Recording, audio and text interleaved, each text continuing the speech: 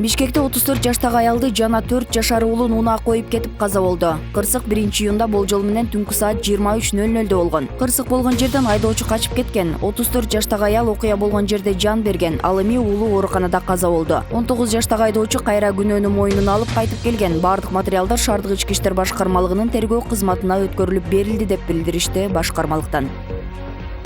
Бишкектеги бүгүн 3-майда эртең менен болгон жарылуудан жабыркаган 4 киши реанимацияга түштү. Бул тууралуу шаардык тез жардам кызматынан билдиришти. Өзгөчө кырдаалдар министрлиги менен милиция окуяны тактап жатканын айтып маалымат бере элек.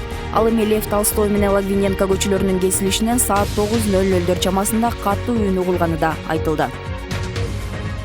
2-июнда Казакстандын Нурсултан Назарбаев аэропортунун унаа токтотуучу жайынан өрт чыкты. Бул тууралуу казак басылмалары кабарлады. Алынган маалыматтарга караганда Нурсултан убактысы боюнча саат 10:28 өткөндө аэропорттун унаа токтотуучу жайындагы жеңил унаадан өрт чыккан. Кабар алган өрт өчүрүү кызматы окуя башталгандан 3 мүнөт өткөндөн кийин келип 11 мүнөттө өчүрүп калууга жетишкен. Өрт жанындагы унааларга өтпөгөнүн жана кырсыктан жабыр тарткандар катталбаганын айтышат маалымат булактары. Өрттүн чыгуусуна унаадагы бензин насос сымдарынын тийишип калышы себеп болгон.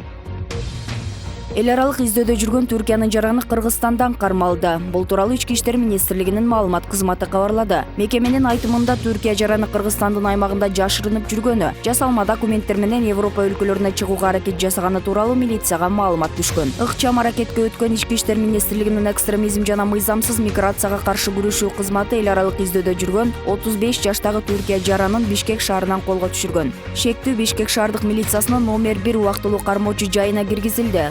Аны 2 айга камакка алуу чечимин чыгарды. Учурда тергөөгө чейинки иш-чаралар жүргүзүлүүдө.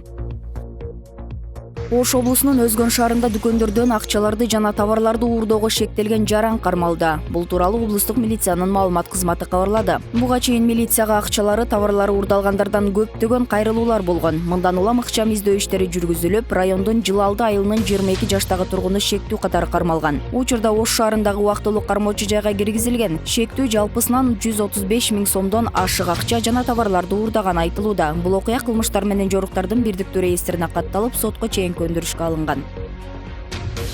Жашыруун тыңшоочу жана тартуучу атайын техникалык каражаттар аныкталып алынды. Бул тууралуу Улуттук коопсуздук боюнча мамлекеттик комитетинин басма сөз кызматы билдирди. УКМК билдиргендей, жашыруун маалымат алуу жана тартуучу техникалык каражаттарды сатуу жолдорун аныктоо жана токтотуу боюнча ыкчам иликтөө иштеринин жүрүшүндө атайын техникалык каражаттарды мыйзамсыз сатууга тиешеси бар жарандар кармалган. Белгилүү болгондой, сайттардын биринде жашыруун тыңшоо жана тартуу үчүн атайын техникалык каражаттар сатылары тууралуу жарыя жайгаштырылган. Соттун санкциясы менен жарыя берген адамдын жашаган жеринде тинтүү жүрүп, анын жыйынтыгында атайын техникалык каражаттар табылып алынган. Сотко чейинки өндүрүштүн материалдары кылмыштар менен жоруктардын бирдиктүү реестринде Кылмыш кодексинин 252 беренеси боюнча каттоого алынган.